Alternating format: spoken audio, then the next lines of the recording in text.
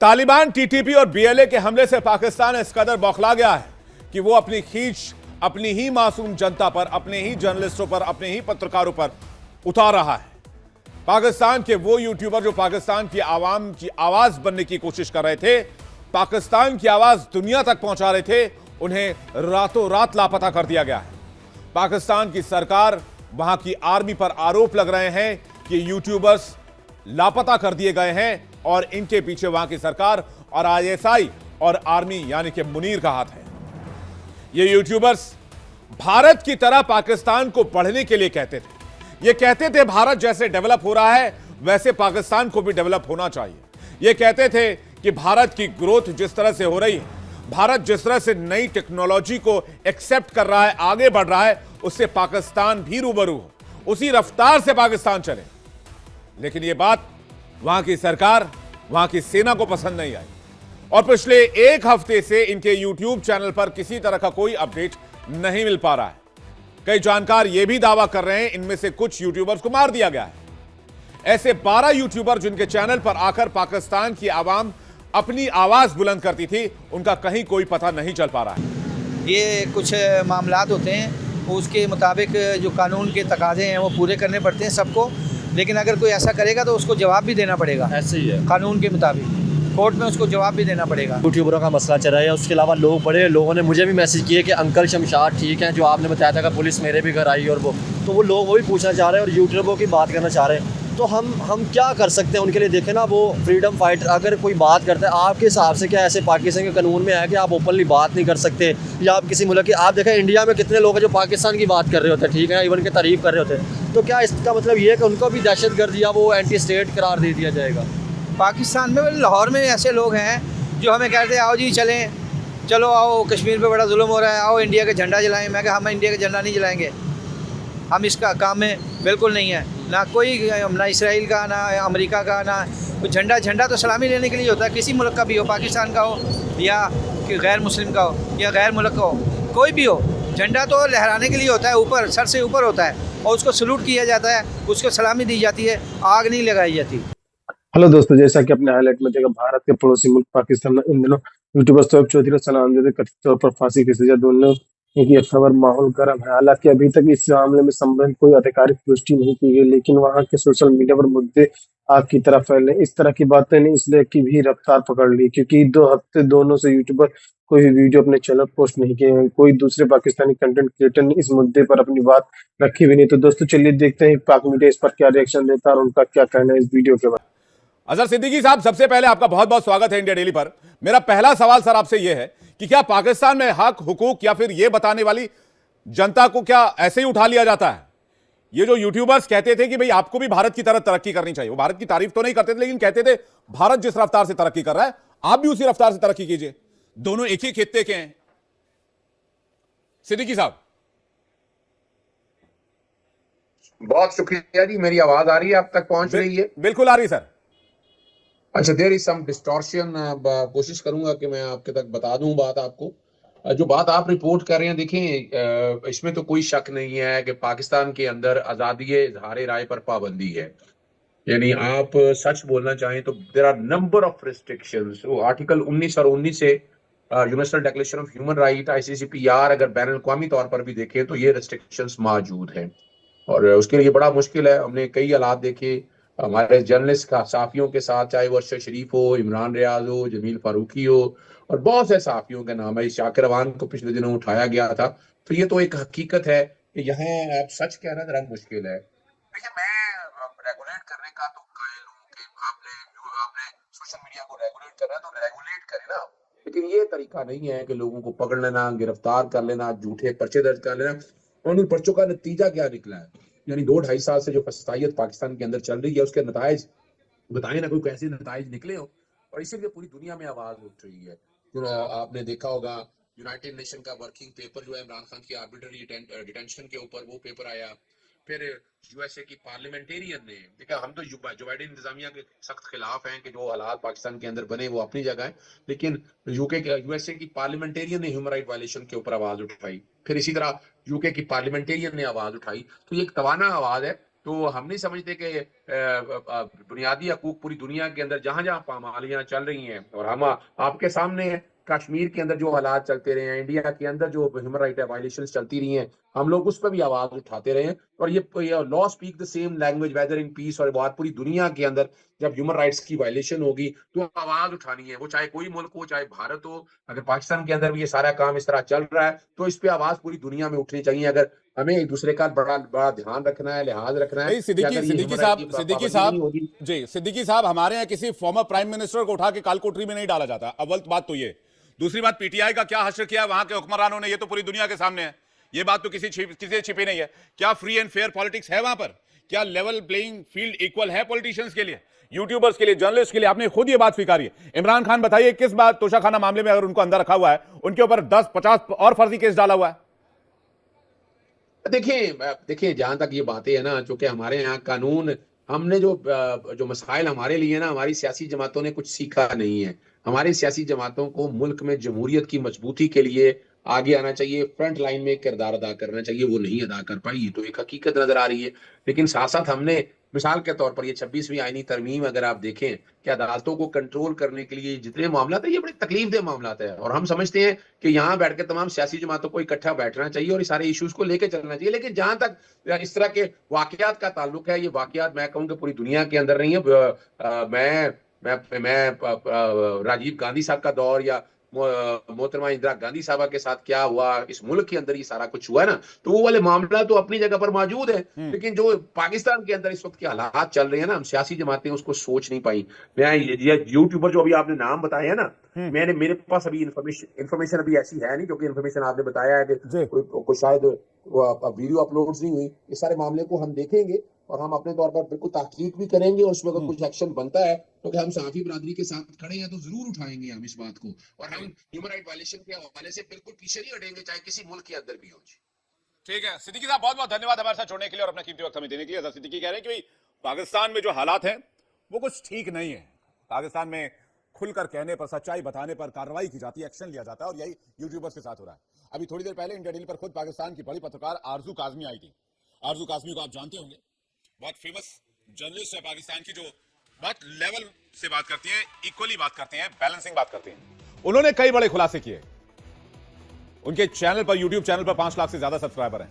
उन्होंने पाकिस्तान की सरकार पर आरोप लगाया कि यूट्यूबर्स के अकाउंट पासवर्ड लिए गए, पाकिस्तान सरकार के खिलाफ बोलने पर धमकाया, पासवर्ड चेंज कर दिए गए, अकाउंट डिलीट करने को कहा गया, मोबाइल फोन सीज कर लिया गया, और पाकिस्तान में वीपीएन का इस्तेमाल करके यूट्यूब पे आप कंटेंट अपलोड कर सकते हैं, डायरेक्ट इस्तेमाल बैन है। सुनिए खुद उन्होंने क्या कहा। आजू काज़मी, ये सना अमजद और ये शोएब चौधरी काफी फेमस यूट्यूबर हैं, इंडिया में भी इनके वीडियोस काफी देखे जाते हैं, उनके वीडियोस काफी वायरल होते हैं। इनके बारे में कहा जा रहा है कि भाई इनको या इनकाउंटर कर दिया गया है, या मार दिया गया है, फांसी दे दी गई है, मिसिंग है। इनके बारे में कोई जानकारी? शोएब चौधरी के साथ मैंने 1 या 2 बार सिर्फ शोज किए हैं, उससे ज्यादा नहीं। सना अमजद को मैं बिल्कुल नहीं जानती, और कहा यही जा रहा है कि ये दोनों अभी तक मिसिंग हैं। लेकिन अभी मेरी लास्ट टाइम जिनसे बात हुई है कि यूट्यूबर जो लॉर्ड्स हैं, उनका कहना ये था कि मोबाइल्स रख लिए गए थे, और उसके बाद उनके जो चैनल्स हैं उनके पासवर्ड चेंज कर दिए गए, उनका फेसबुक जो है वो भी ले लिया गया। इस वजह से शायद वो लोग कांटेक्ट में नहीं रहे। 1-2 दिन के बाद हो सकता है कि बाकी लोग भी कांटेक्ट में आ जाए, लेकिन कोई इनकाउंटर हुआ है या मारा गया है, इस तरह की कोई खबर जो है अभी तक यहाँ नहीं है। आरजू काज़मी ने हमारे शो में यह भी खुलासा किया कि जो यूट्यूबर लापता उनमें से ज्यादातर लाहौर के हैं। इस्लामाबाद के पत्रकारों को भी आवाज उठाने के लिए प्रताड़ित किया गया, धमकाया गया है। आपकी जानकारी में कौन कौन से यूट्यूबर्स अभी भी मिसिंग हैं, जिनके बारे में कोई जानकारी नहीं मिल पाई है, और जो लोग सामने आए उनके नाम अगर आप बता सकें यहाँ पे तो? देखिए, मैं लाहौर के जो यूट्यूबर्स हैं उनको तो ऐसा मैं इतना कोई खास नहीं जानती, मैंने उनके साथ कोई खास काम वगैरह नहीं किया है, ना देखा। लेकिन हाँ, इस्लामाबाद में जो जर्नलिस्ट हैं, जिसमें मैंने कहा कि असद तूर हैं, उनको ले जाया गया था और उनको काफ़ी दिन जो है वो बंद भी रखा गया है। और उसके बाद मतीउल्लाह जान साहब को 2 बार ले जा चुके हैं, वो भी सीनियर जर्नलिस्ट हैं, उनको भी तंग किया गया, परेशान किया गया। और इसी तरह से कई दूसरे जर्नलिस्ट जो कि इस्लामाबाद से हैं और यहाँ पर काम करते हैं, बहुत बोल्ड तरीके से बात करते हैं, और चाहे वो एस्टेब्लिशमेंट हो, चाहे वो फौज हो, चाहे गवर्नमेंट हो, सभी को कहा जाता है, बात करते हैं उनके बारे में, उन सभी को डराया धमकाया जाता है। मुझे भी लेटर भी भेजा गया, मुझे जो है वो 1 जनवरी को सुबह कॉल करके भी डराया धमकाया गया है।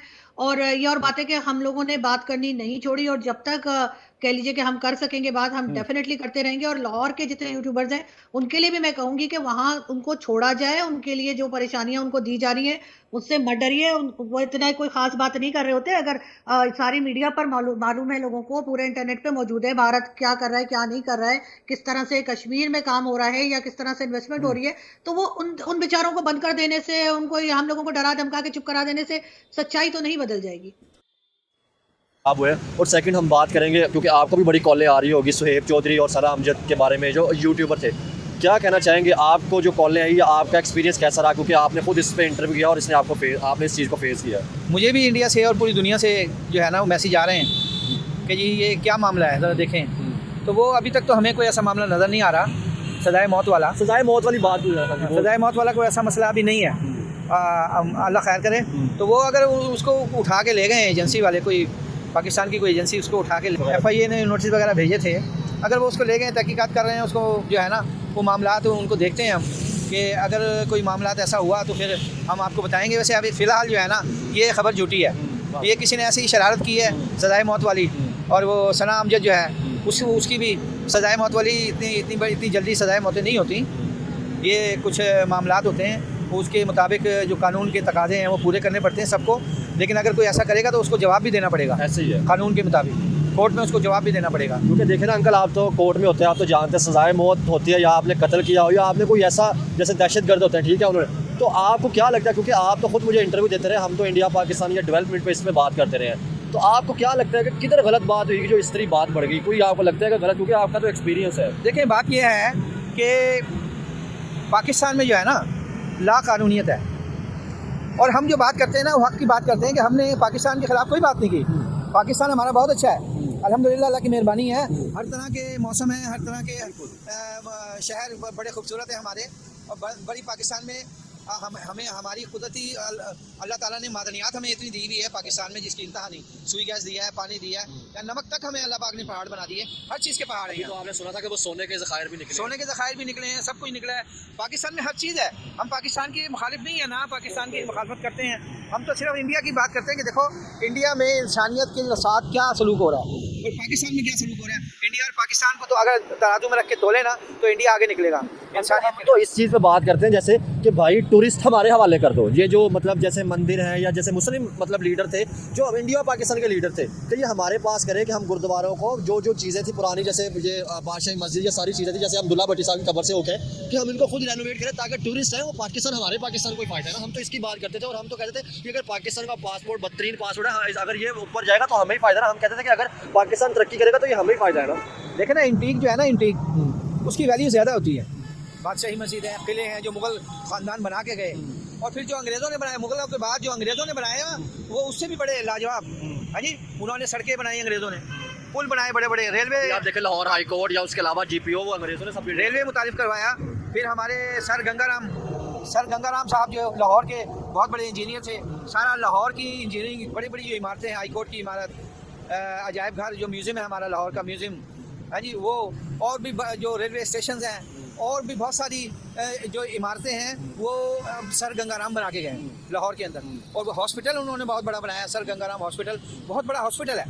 तो ये अंग्रेज़ों के दौर में हुआ सारा, और अंग्रेज़ करके गए, अंग्रेज़ों ने करके किया वो आज तक जो है ना। और जो लाहौर में जो चर्च हैं, चर्च इतने बड़े बड़े जो है ना, 200-200 साल हो गए, 300-300 साल हो गए उन्हें, कि वो ऐसे के ऐसे ही हैं, टच से मस नहीं हुए। तो वो ये जो अंग्रेज़ बना के गए हैं, ये इंटीक है सारी हमारी। इसमें टूरिस्ट आना चाहता है लेकिन वो डर के मारे नहीं आ रहा। उनके मुल्कों ने उन्होंने मना कर दिया कि आपने इंडिया जाना है, पाकिस्तान नहीं जाना। इंडिया, नेपाल इतने टूरिस्ट आते हैं जिसका हिसाब नहीं, टूरिस्ट से भरा हुआ होता है। श्रीलंका देख ले, श्रीलंका भरा हुआ होता है। तो वो हमने तो दिल्ली देखा, हमने तो इंडिया देखा, और वहाँ देखा नेपाल देखा, वो टूरिस्ट से भरा हुआ होता है। होटल में रहा हूँ मैं, कमरे नहीं मिलते वहाँ, टूरिस्ट इतना आता है वहाँ पूरी दुनिया से।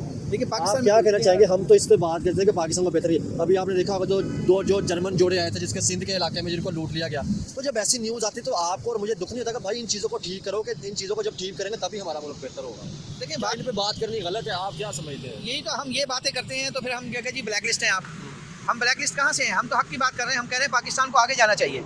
हम तो ये बात कर रहे हैं कि पाकिस्तान को आगे क्यों नहीं जाने दिया जा रहा, इसको क्यों खींचा जा रहा है पीछे से। लोग जो पुरानी गाड़ी होती है उसको धक्का लगाते हैं, ये नई गाड़ी को खींच रहे हैं। पाकिस्तान में हर तरह की, हमारे पास सोना भी है, चांदी भी है, पीतल भी है, तांबा भी है, लोहा भी है, कोयला भी है, नमक भी है, गैस भी है, पेट्रोल भी है, हर चीज़ है हमारे पास। कौन सी चीज़ अल्लाह की नेमत है जो हमारे पास नहीं है पाकिस्तान के अंदर? हर चीज़ है, लेकिन उसके बावजूद हम पाकिस्तान तरक्की नहीं कर रहा, पाकिस्तान बेकारी बना हुआ है। क्यों बना हुआ है? क्योंकि ठेके, अभी जिक्र हो रहा था कि अटक में पंजाब के अंदर सबसे बड़ा खजाना निकला सोने का। अब सोने का कौड़ियों के भाव उसको ठेके पे दे दिया जाएगा, उसकी कमाई कहाँ जाएगी? आपस में बढ़ जाएगी, कौमी खजाने में कुछ भी नहीं जाएगा। हम फिर वो कर्जों पे लाओ जी कर्जा, लाओ जी कर्जा, लाओ जी कर्जा। वो सोना हमारे पास निकल रहा है, हमें क्यों नहीं मिल रहा? वो आवाम को क्यों नहीं मिल रहा? पाकिस्तान के खजाने में जमा होना चाहिए। 5-10% पे बात करोगे नहीं, तुम्हें निकालना है, 10% तुम रखो, बकाया हमें दो, बकाया कौमी खजाने में जमा कराओ, ये आवाम खुशहाल हो। बिजली के बिल दे दे के हम परेशान हुए हैं, गैस के बिल हैं, पानी के बिल हैं, लोग परेशान हैं बिलों पाकिस्तान में। ये खुशहाली आनी चाहिए। ये जो खजाना निकल रहा है इससे आवाम का, ये आवाम का है, पाकिस्तानी आवाम का खजाना है। दोस्तों, जैसे कि आपने वीडियो में देखा, शोएब चौधरी के यूट्यूब चैनल पर कई बार गेस्ट बनने आने ने अजय इलाही खान के बयान पर अब इस मुद्दे पर आया कि उन्होंने हाल ही में इंडिया न्यूज के दिए इंटरव्यू पर पाकिस्तान सरकार की खरी खोटी सुनाई बात बता दी है। सना अमजद के और शोएब चौधरी के दोनों शख्स अपने चैनल पर भारत के मुद्दे पर वीडियो बनाते थे और आम जनता से रिएक्शन लेते हैं। उनका बस एक ही मकसद था कि मुल्क के हालात से बाकी लोगों से रूबरू कर सके। हालांकि ऐसी खबर है कि उनके ये अंदाज पाकिस्तानी हुक्मरानों को पसंद नहीं और उन्होंने फांसी की सजा सुना दी। कई रिपोर्ट का दावा किया जा रहा है कि कोई भी पाकिस्तानी यूट्यूब पुलिस के घेरों से उठा लिया गया, उन्होंने नजरबंद कर दिया। इंडिया न्यूज की दिए इंटरव्यू में अजय इलाही खान ने कहा कि पाकिस्तान की नींव पर नफरतों पर रखी गई। उन्होंने आगे कहा कि कायदे आजम मोहम्मद जिन्ना ने देश के निर्माण अपने रसूल के लिए नहीं बल्कि कत्ले आम के लिए बनाया था। उनका मुख्य निशाना ही हिंदू थे। अब उनका गला निशाना लोगों के, वैसे लोग जो भारत तारीफ करते हैं उन्हें लगता है कि जो लोग भारत की तारीफ करेंगे उनको मार दिया, उन्हें फांसी पर लटका दिया जाए। यही वजह है कि सना अमजद और शोएब चौधरी जैसे लोगों को वहां को हुक्मरानों से सजा देने की कोशिश में जुटे हुए हैं। तो दोस्तों, वीडियो कैसा लगा अपनी राय कमेंट बॉक्स में जरूर। वीडियो पसंद आए तो लाइक और सब्सक्राइब करना ना